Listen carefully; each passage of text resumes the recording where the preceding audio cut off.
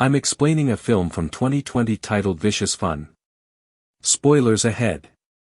Enjoy the content. The next scene shows a man who is a horror film writer. He is Jack, who is talking on the phone with his partner. While at the same time, he was conducting an interview with Joel, who is a horror story writer in a magazine. Joel apparently criticized Jack's film work, believing it to be less intriguing or not memorable at all, and Jack then asked Joel for advice on making a decent horror film. Joel then pushed him to make a film on furious taxi drivers, and Jack told Joel to leave right away. To make a long story short, Joel was now in his flat, jotting down writing ideas. Soon after, Joel ran into Sarah, his roommate, who was accompanied by a man who had recently began dating her. Joel waited in his apartment for Sarah before coming out. Joel saw that his date Sarah's car was still parked in front of his apartment, then a moment later the man left the location of his apartment. Joel was suspicious and followed the man in a cab. When Joel arrived at a nightclub, his goal was to discover more about the man who was dating Sarah. Joel approaches the man while concealing a hidden recording device. After getting to know the individual who claimed to be named Bob, Joel learned more about him. Joel also started enticing Bob with talk about women. Bob was easily drawn in and informed him that he was dating Sarah, whom he thought was a nasty girl. Sarah, on the other hand, told Bob about Joel and how he was a loser, therefore she wanted to leave the flat immediately. Joel, who heard Sarah's statement about him, then immediately said that maybe Sarah liked him, only that she felt like she didn't want to. Hearing Joel's overconfident statement, Bob left him, while Joel spent his time drinking until he was drunk.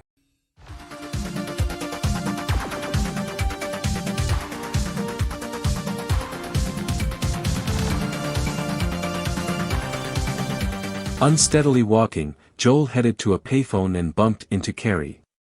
After Carrie left, Joel contacted Sarah with unclear words, knowing that he was really drunk. Joel vomited due to his intoxication, and it hit the public phone, causing it to be destroyed due to the amount of vomit he had. Joel staggered to the bathroom, but he had clearly entered a warehouse by mistake. Joel slept in the warehouse, completely oblivious that he was doing so. The club had already closed without my knowledge. Joel recovered from his coma and made an attempt to flee the warehouse. However, Joel accidentally overheard a conversation between 4 men and a woman. The group was led by a man named Zachary, then there were his men, Mike, Hideo, Fritz and finally Carrie. The gang suspects Joel of being Phil, one of them. Then Zachary told Joel to come in and join since Joel had been waiting for him, believing he was Phil. Joel wanted to be honest and declare he wasn't Phil, but he got into that habit since he was already scared. When Joel joins the group, Zachary greets him warmly, despite the fact that he hasn't realized that Phil isn't Joel and Joel isn't Phil. Zachary also encouraged Joel to share stories about himself. At first, Joel claimed to be an addict, but after finding that everyone in the group was violent killers, Joel made up a scenario using the horror film screenplay he had previously written. Joel admits that he is a taxi driver who likes to torture his female passengers, just like a womanizer who cannot see beautiful girls.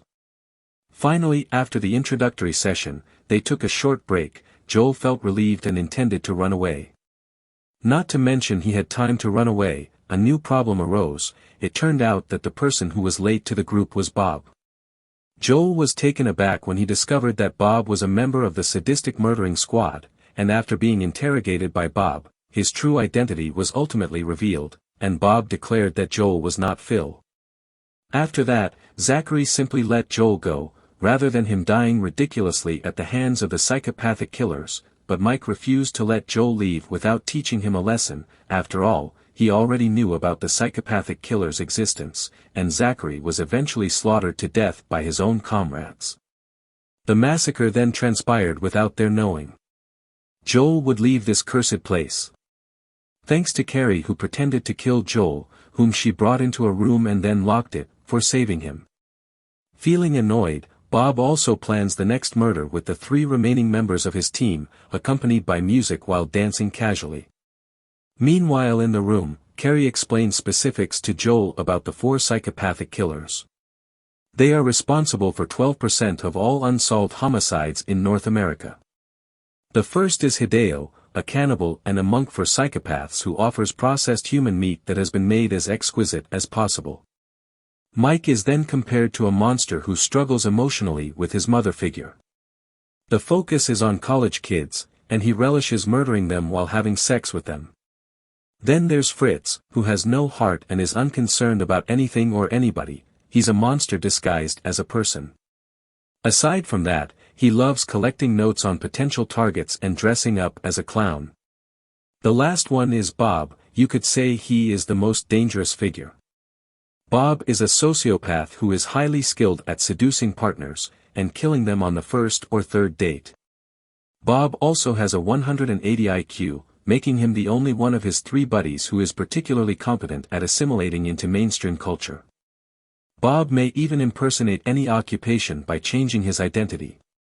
To make a long tale short, the insane killers began following out their plans in line with their assigned roles. Hideo, who is in charge of entering the kitchen via an air vent, must meet Carrie, who has also prepared to murder the psychopaths with Joel. After successfully cutting off Fritz's finger, Carrie immediately attacks Hideo, who was tricked by Joel, who pretended to have been killed by Carrie.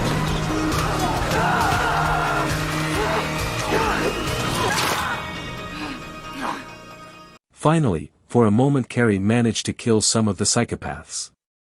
Long story short, Bob, Mike and Fritz left the club. However, before leaving, they called 911 and reported a murder. They framed Joel and Carrie with the intention of making them scapegoats for Zachary's death. When the cops arrived, they immediately arrested Joel and Carrie. Meanwhile, Bob, Mike, and Fritz are watching the show and looking for Joel and Carrie. When Detective Doyle arrives at the station, he listens to Joel's story but does not seem to believe it. Meanwhile, Carrie alerts Detective Hollins to an upcoming attack, but the investigators are skeptical. Finally, the 2 detectives called their partner, Officer Tony, to discuss what they would do next with Joel as well as Carrie. Detective Doyle suggests that Joel and Carrie be remanded in custody until the police can conduct an identification at the crime scene. Then Detective Doyle informs Hollins that Joel wants to borrow the phone so that he may call Sarah. Joel then tells Sarah to be aware of Bob since he knows who he is. Sarah, on the other hand, refused to accept that the person she cares about was being insulted and immediately hung up the phone. They were subsequently separated but placed face to face in different cells, where they conversed, and it was discovered that Joel was choking from a nosebleed produced by hitting Carrie's head. The next day Bob comes to the police station disguised as a special detective named Jack Felder, to meet a pair of killers. When Bob came in the detention hall, Joel reacted similarly, saying that Bob was the killer. And Bob is disguised with a fake mustache because being undercover is his specialty. Joel was chastised by one of the investigators for making fun of his mustache. Bob swiftly took advantage of the chance to trash Joel, and then Bob asked the investigators for some time alone with the inmates. He escaped the prison after warning the 2 detainees not to speak anything. The scene moves to Officer Tony's room, where he is suddenly brutally killed by Fritz in his clown makeup.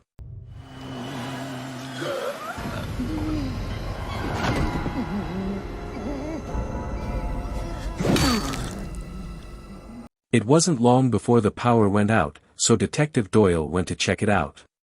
Only Detective Hollins and Bob have remained unmasked. Bob murders Detective Holland when the time comes for him to die.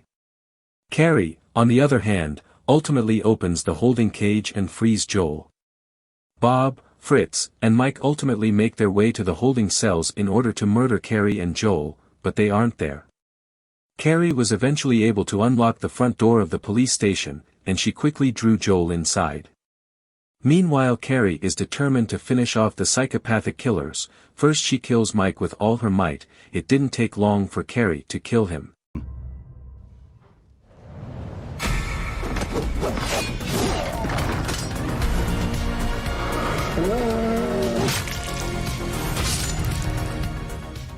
Meanwhile outside, Sarah was seen hurrying to the police station. She was banging on the door. Fritz finally noticed her arrival. So he persuaded Sarah to come in. When Carrie turned on the power again, Sarah was surprised to see Fritz standing just behind her. Sarah eventually overcame Fritz until he was injured, owing to the martial arts moves she had learned. Shortly after, Joel arrived at the police station, which startled Sarah. In the middle of the stress and turmoil, Carrie begged Sarah to wait outside. Then Carrie instantly murdered Fritz, but Bob arrived from behind and stabbed Carrie many times. With his courage, Joel tried to protect Carrie by hitting Bob with the telephone. But Joel had to be stabbed by Bob's knife into his hand. Joel did not remain silent, he attacked Bob again until he fell unconscious. Joel took this opportunity to take Carrie out of the police station, outside where Sarah was waiting for them in the car. Then Joel put on the gas and collided with Bob, who was in front of them. In brief, when the three of them arrived at the hospital, the doctor immediately began treating Joel and Carrie, who had been gravely hurt. Joel and Sarah appear to be waiting for Carrie, and when Joel uses the toilet, he finds bloodstains. Joel was surprised to see equipment with a bag containing a change of clothing in the locker room where the bloodstains led him. Then Joel hurried to the room where Carrie was being treated, only to find Bob already there, planning her murder. Spontaneously Joel shouted for Carrie to wake her up. They finally worked together to fight Bob. Finally they managed to paralyze Bob and he died at the hands of Carrie, by thrusting a knife many times into his stomach.